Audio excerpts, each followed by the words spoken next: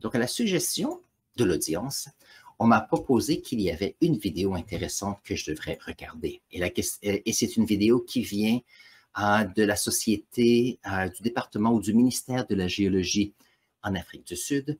Et c'est un monsieur qui s'appelle Hartwig Friemel.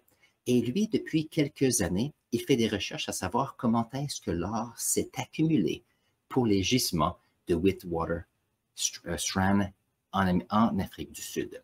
Donc, chose intéressante, donc ça vient des années 2020. Ça, c'est après que j'ai fait mon bac et j'ai appris des choses intéressantes et je me suis dit que peut-être ça serait intéressant pour vous de savoir ce qui se passe. Donc, première chose intéressante, on va parler un peu de géologie et après, on va parler comment est-ce que, selon M. Friemel, les micro-organismes vivants pourraient possiblement interagir avec l'or pour enrichir certains endroits d'or. Donc ça ici, c'est en Afrique du Sud, il y a un bassin qui s'appelle Witwatersrand. Alors le bassin Witwatersrand, voilà. Ça, c'est le bassin qui est ici, c'est rempli de sédiments. Mais tout autour ici, à la bordure, il y a des mines d'or. Et la raison pour cela, c'est qu'il y a dans une bande, dans une couche sédimentaire, une augmentation de l'or. Et c'est ça qu'on cherche là-bas. Donc, voilà. La façon que ça regarde, c'est comme ceci. Donc, si nous avons ici une géographie qui est plus grande, voilà. Nous avons ici un bassin où, avec l'érosion, il y a des sédiments qui s'accumulent. Donc, l'idée ici, c'est qu'il y a des couches sédimentaires qui datent d'à peu près 2,9 milliards d'années, qui contiennent une augmentation de roches qui sont pleines d'or. Je vais en montrer quelques exemples dans quelques instants. Donc, si on regarde ici, donc, on a mentionné que si nous avons des couches, disons que Kimberley Reef ici, qu'il y a de l'or qui est ici, ça veut dire qu'on peut trouver à la surface de l'or ici, mais si on va aller chercher de l'or ici, il faut créer un puits pour aller le chercher, et si on vient ici, on doit créer un puits qui est encore plus grand pour aller le chercher. Ça veut dire qu'il y a des difficultés parce que si nous avons une couche sédimentaire qui descend en profondeur ici, ça veut dire qu'il faut faire des puits pour aller le chercher. Mais selon une couche très spécifique, et plus ça... Alors, l'or est facile à trouver ou à miner au début. Par contre, il faut aller de plus en plus en profondeur, et ça, c'est un problème. Donc, voilà. Il y avait des images ici. Voilà. Oups. Donc, ici, c'est un exemple. Je ne peux pas grandir ceci, je pense. Voilà. Donc, ça ici, c'est une couche de conglomérat. Et dans cette couche, il y a des pépites d'or ici. Alors, il y a beaucoup de mines et sont très, très riches en or. Il dit qu'il y a possiblement des milliards d'onces d'or ici. Par contre, c'est très en profondeur. La difficulté ici, c'est qu'on peut avoir une couche de sédiments qui contient de l'or, mais la difficulté qu'ils ont, c'est qu'il y a peu ou pas d'or de chaque côté de cette couche sédimentaire. Donc, la question, c'est pourquoi est-ce qu'il y a dans cette couche une augmentation ici de l'or? Alors, si on retourne ici à ce M. Friemel, alors ici, il a mentionné qu'il y a plusieurs choses à considérer. Donc, voyons voir si je peux regarder un peu ces idées ici. Oups. Nice. Voilà. Donc, on va enlever le son. Voilà.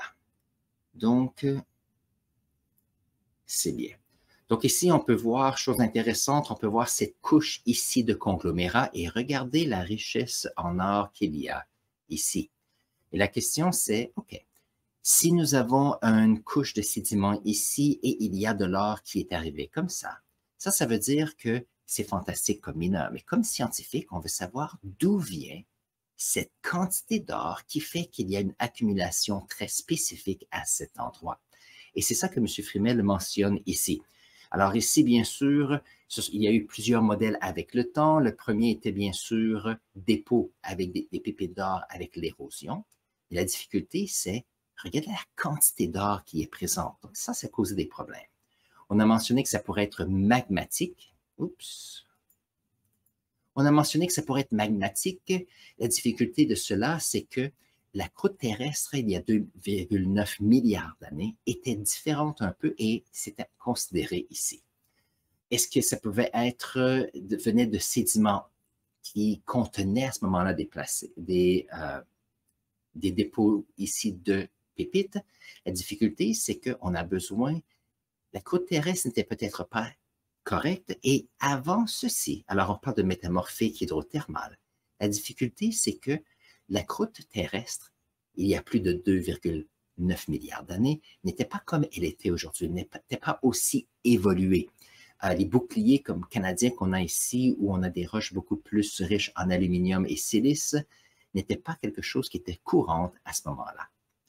Et donc, depuis une vingtaine d'années, on mentionne, il serait possible peut-être qu'il y avait une concentration d'or qui est possible, mais on a remarqué que les pépites d'or qu'il y avait ici étaient différents à quelques endroits. Donc ici, on pouvait voir qu'on a ici comment on appelle ça? Des cristaux de pyrite qu'on peut voir ici. Chose intéressante, on peut voir que l'or qui est ici semble venir dans les fractures après que nous avons eu cela. Ça veut dire qu'il peut y avoir des pépites d'or qui sont déposées par gravité et érosion. Par contre, il y a de l'or qui a été déplacé par après. Donc, la question ici, c'était qu'est-ce qu'on peut ajouter ici qui est intéressant? Très bien. Alors ça, c'est une autre chose qui a mentionné qui était intéressant, et c'est le fait que si nous prenons un échantillon comme ceci, on remarque qu'il y a des pépites d'or comme ceci, qui sont arrondies, donc, sans aucun doute, il y a eu déplacement de sédiments. Par contre, il y a beaucoup de ces groupes ici d'or qui sont beaucoup plus anguleux, donc qui n'auraient pas été déplacés. Maintenant, il y a plusieurs, comme M. Friemel mentionnait, il y a plusieurs personnes en 1993 qui n'aimaient pas ceci parce qu'on a utilisé un acide pour dissoudre ici les minéraux et c'est ce qu'on avait à la fin. Par contre, il a montré quelque chose que je ne savais pas du tout et ça, j'ai trouvé que c'était fantastique. Donc, il y a un procédé qui s'appelle, donc voyons voir ici, un XRD-CT.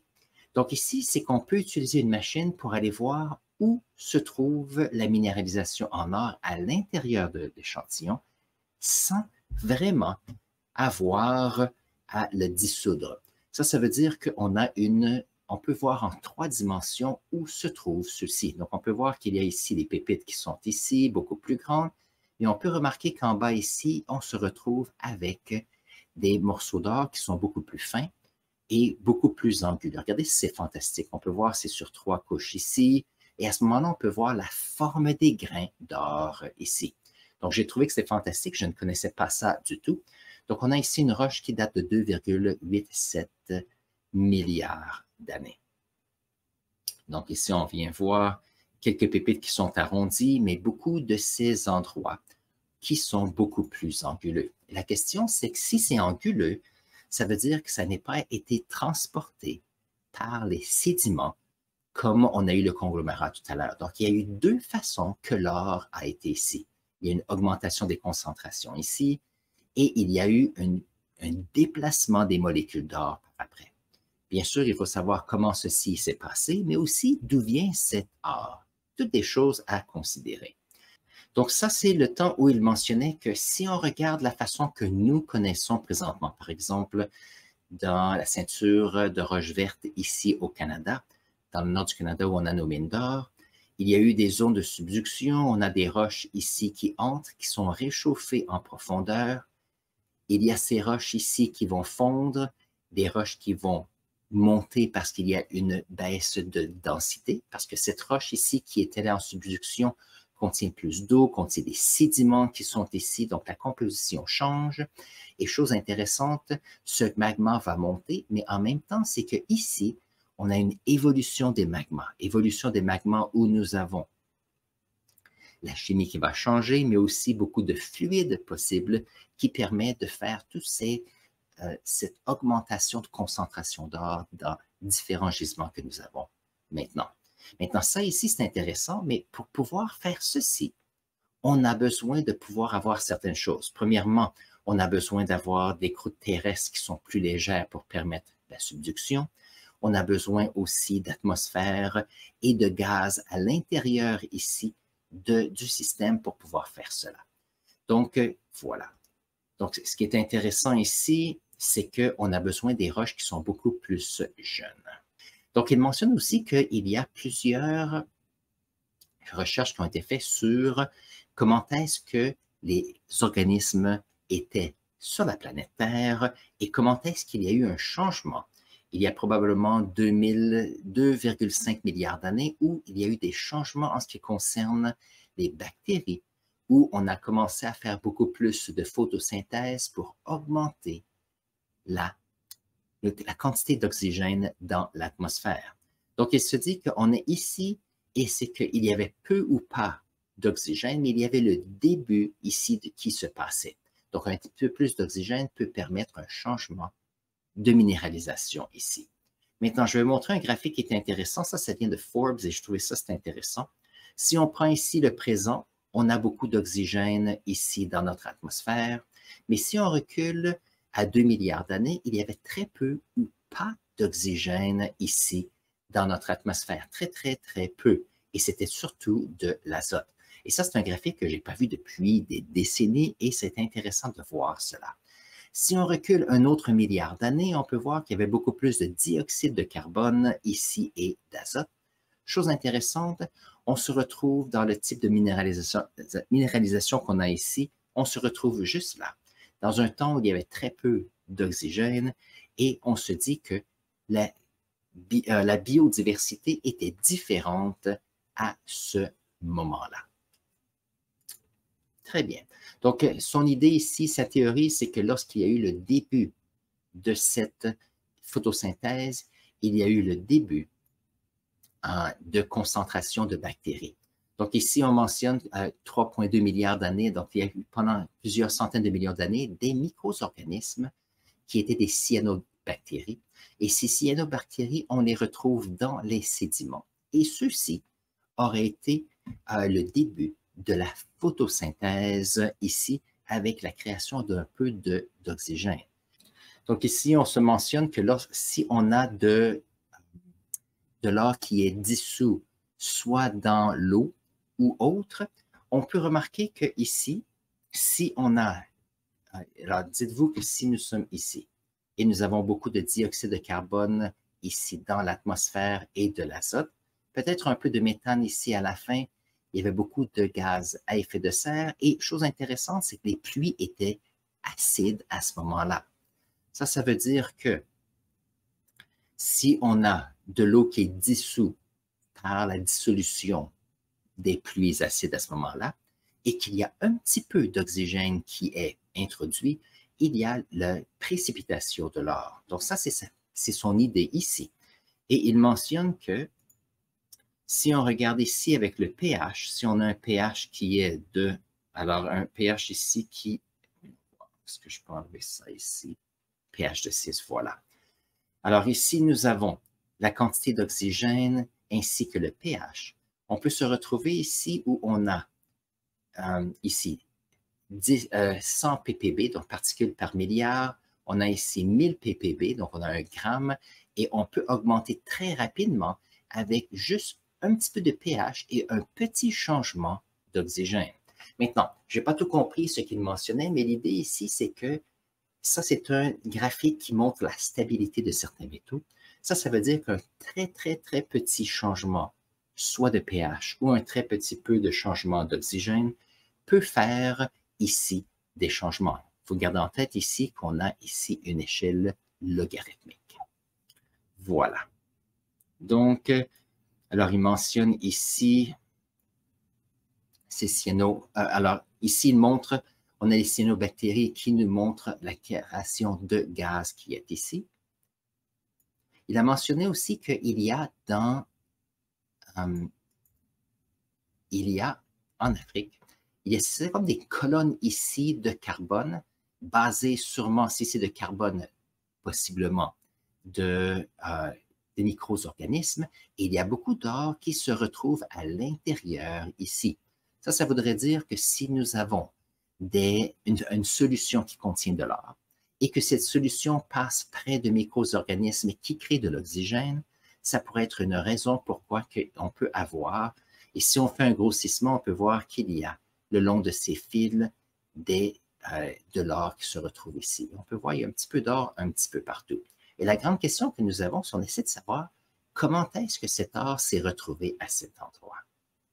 Donc, sa théorie se retrouve un peu comme ceci, c'est qu'on se retrouve dans un moment, il y a plus de 2,8, 2,9 milliards d'années, où on a ici une atmosphère qui n'a pas d'oxygène, mais une atmosphère qui se retrouve avec qui est beaucoup plus acidique. Lorsqu'il y a de la pluie, il y a érosion chimique ici qu'il y aurait de l'or. Celui-ci entrerait dans les bassins ici, et le bassin avec l'eau fait qu'il y a un changement de chimie. Chose intéressante, c'est un endroit où il y aurait eu des microbactéries, des cyanobactéries, qui auraient à ce moment-là produit un peu d'oxygène. Et donc, qu'est-ce qui arrive? C'est que nous avons ici, bien sûr, l'érosion chimique qui vient ici et les dépôts qui se retrouvent à ce moment-là riches en or. Vous allez dire, mais il y a différents types de pépites. Il y a des pépites qui ont été bougées et d'autres qui sont chimiques. L'idée, c'est que s'il y a de l'or qui pourrait possiblement être déposé ici, en fait une petite couche, le fait qu'il y a de l'eau et de l'érosion mécanique, il y a un changement ici, mais une fois que les sédiments se retrouvent à un endroit, il peut y avoir encore ces micro-organismes qui changent les solutions. N'oubliez pas que les conglomérats sont très poreux comme roche. Je ne dis pas que ça, c'est la solution à 100%, mais j'ai trouvé que ça, c'est intéressant. C'était la première fois que je regardais ceci en utilisant les micro-organismes pour enrichir, possiblement, pour enrichir des... Merci de votre patience. Alors, des micro-organismes pour enrichir, voilà, pour enrichir des gisements. Donc, j'ai trouvé ça assez intéressant. J'ai pensé que je partagerais ça avec vous. Ça fait partie un peu de ce que moi, je continue à rechercher comme géologue. Et lorsque j'ai des nouvelles idées, c'est important de voir. Et j'espère que vous avez apprécié. Alors, nous avons ici la minéralogie avec Samuel et Bob Le Souffre. Bonjour aujourd'hui, j'espère que ça va. Je parlais ici aujourd'hui comment est-ce que c'est une théorie à savoir comment ces gisements à haute teneur d'or en Afrique du Sud pourraient possiblement venir. Et ça, c'est une question possiblement de micro-organismes. C'est un peu de recherche que j'ai fait cette semaine et j'ai pensé le partager avec vous. Alors, sur ce, si vous avez apprécié, je vais... Voilà. Si vous avez apprécié ceci, je vais mettre ici une autre vidéo sur les pépites d'or de ma collection et on se voit là dans un instant.